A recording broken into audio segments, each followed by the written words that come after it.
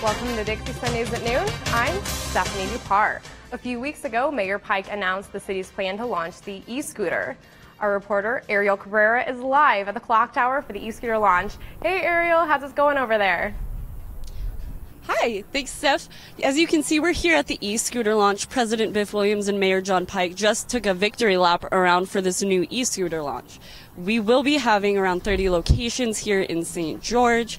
They're starting out with 100 bikes and moving up to 400 bikes all over. They seem to be having locations and people pick them up wherever, so you do not have to put them in a certain place. They will be there the next morning. It's provided jobs, it's providing transportation, easier parking. Not only is it good for Dixie State University, but overall the city as well. There's a rather large crowd here. Come down by. You're welcome to come try it out, do a little safety test run. They're offering discounted rides up to $10 through March 21st. I would say take advantage of that. Come down here. They've got helmets, collapsible helmets to buy with them, to try out, to make sure safety is a priority when riding these bikes around St. George and around campus. Back to you, Steph. Ariel, here's a quick update on our student body elections. The primary elections last week narrowed the student body presidential candidates down to two, Taylor Godfrey and Brett Coleman. Also in contention for Vice President of Academics are Brett Havertz and Kaylin Fulton. Voting closes at 1 p.m. today. Follow Dixie Sun News on Twitter to get the latest as the results come in. Stealing on campus just got harder for students. New security measures have been put in place to reduce the amount of theft happening in the campus store and the market. Backpack on just to pick up a scan font or a new notebook. Now backpacks have to be left at the door. This is part of new security measures meant to target theft on campus. Theft has increased quite a bit all over campus, and we do have video cameras so we've been able to recover a lot of it. But we felt that one of the biggest things that they do is put things into their backpacks. So we feel that putting something like this out will help to lessen that a little bit. So, with these kind of measures, you might think that technology is the #1 stolen item, but think again. I would say clothing items, the more expensive items like jackets, windbreakers, and then like the smaller things like thread wallets and lanyards, pop sockets, things that are easy. Theft has also proven to be a large problem at the marketplace downstairs from the campus store. I know people will grab stuff, pocket it, walk out with it, pretend like they're buying something and walk out with something else. The reason we have the gate closed is because people would grab a Subway sandwich and kind of like sneak out the side there. Is it preventing it? No. Is it helping? Yes. I think that there's probably less people, at least with Subway sandwiches. There's still less of those, but I still think it's happening. Store officials are considering other security options, but for the time being, it looks like bag drops and closed gates are the new reality for Dixie State students. DSU offers a free tax program for anyone who makes less than $54,000 a year through a Volunteer Income Tax Assistance Program, or VITA. DSU's VITA website was also top ranked in Utah. This program is available through DSU's accounting department in the Udvar Hazy building from 4 p.m. to 7 p.m. Tuesday and Thursday. For more information on this, check out the full article at DixieSunNews.com. Ever wondered how the cloud technology on our phones and computers work? Well, you're in luck. Dixie State University is pairing up with Amazon Web Services Academy to provide training in designing and maintaining cloud services. There will be 2 courses offered. The first is a 3-week, 20-hour course that addresses cloud foundations, and the second is a 5-week, 40-hour cloud architecting course. Students who are interested in learning more can sign up through the Digital and Extended Learning Campus program on campus. Coming up after the break, Ryan Heinlein, the editor-in-chief of the Dixie Sun News, will be joining us to tell us about the recent conference some of the staff members went on and what it's like being a part of the Dixie Sun News.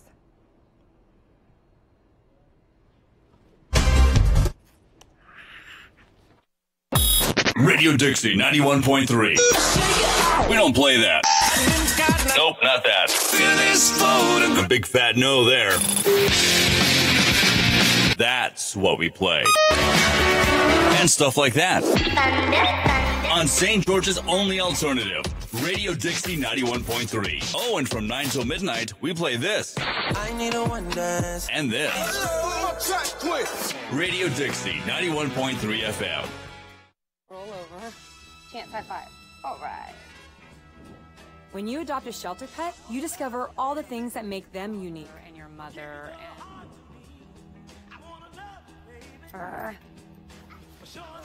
I am totally a hot person. Right, guys? Thanks for being honest. They're a little bit of a lot of things, but they're all pure love. Adopt pure love at theshelterpetproject.org. Hey guys, how are you today? Good. I'm here to talk about how with technology you can make amazing worlds. Come with me. My team and I bring the Halo world to life. Is that you? That is me. I wasn't a math genius and I knew nothing about coding. But you guys do. You guys have the power to change things. I want your job.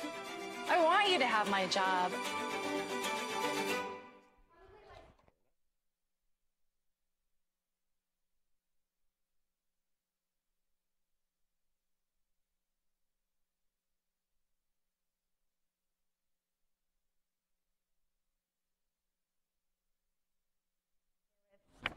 Okay. Oh. Over the weekend, Dixie Sun News traveled to La Jolla, California for the Midwinter College Journalism Convention, where students competed in several different categories, such as Best Design and Newspaper. We are pleased to announce that Dixie Sun News at Noon took second place for Best Broadcast Program. To speak more about the Dixie Sun News, I'm here with Editor-in-Chief Ryan Heinlein. Welcome, Ryan. Thank you for having me. So please tell the audience just a little bit about yourself and your role with the Dixie Sun News. So I am the Editor-in-Chief of the Dixie Sun News. I'm a psychology major here at Dixie State University. I oversee the layout. I oversee reporters and their week-to-week and editors and their week-to-week and all of their duties. And yeah, that's... Well, I love that you come from a psychology background because it shows that you really don't have to be in the media studies or communications program to get involved with the Dixie Sun News. Exactly, and I think that that's something that a lot of people often forget.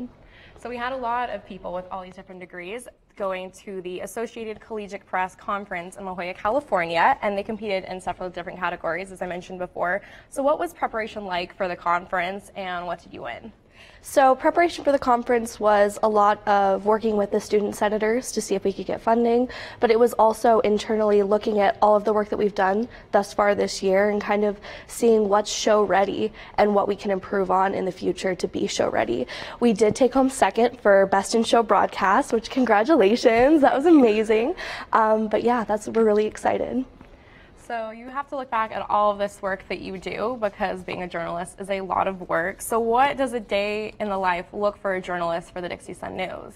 Well, Stephanie, it really depends on what your position is. So for an editor, a day-to-day could be anywhere from getting the story that you were assigned at the beginning of the week done, to overseeing other reporters and editing their content, to creating assignment sheets or content for the next week. We go from a week-to-week basis, but for the editors, it's always looking a week ahead and knowing what's coming up. For the reporters, it's a lot of on-the-ground work. It's, depending on the credit levels you take, writing 1 to 2 stories a week, getting 3 to 6 sources, and all of that. So you mentioned the editors are always looking ahead. So for the Dixie Sun News, what's next for you guys? You're looking ahead, what's going on? So our next issue will actually be coming out after spring break. So we have to take that into consideration. We don't want to be covering old news, but we also want to encompass everything that happened over spring break.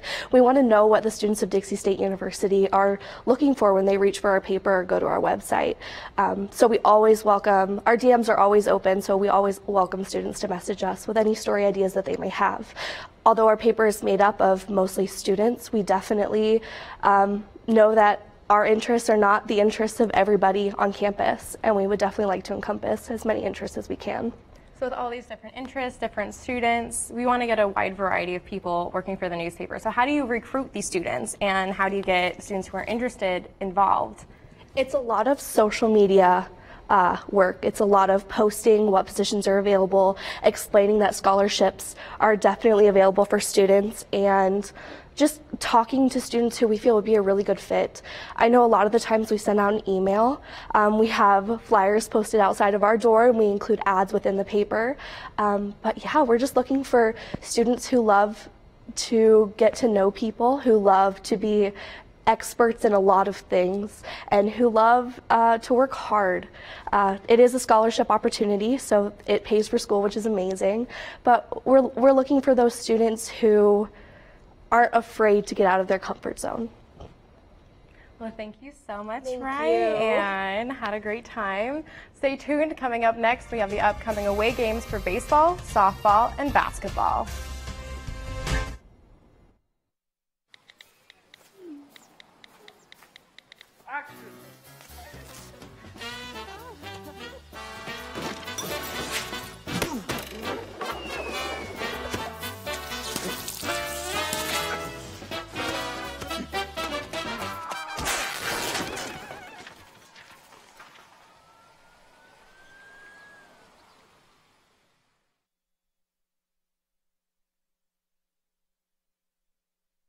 There is a place where the desert comes alive, where rain breaks forth from solid stone and gardens spring from blistered rock.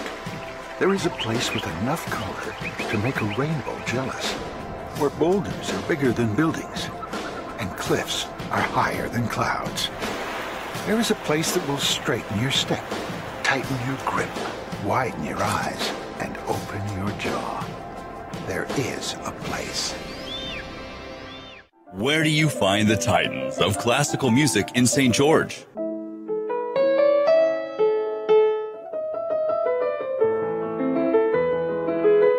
Classical music on Radio St. George, 100.3 FM. Where do you find the legends of jazz?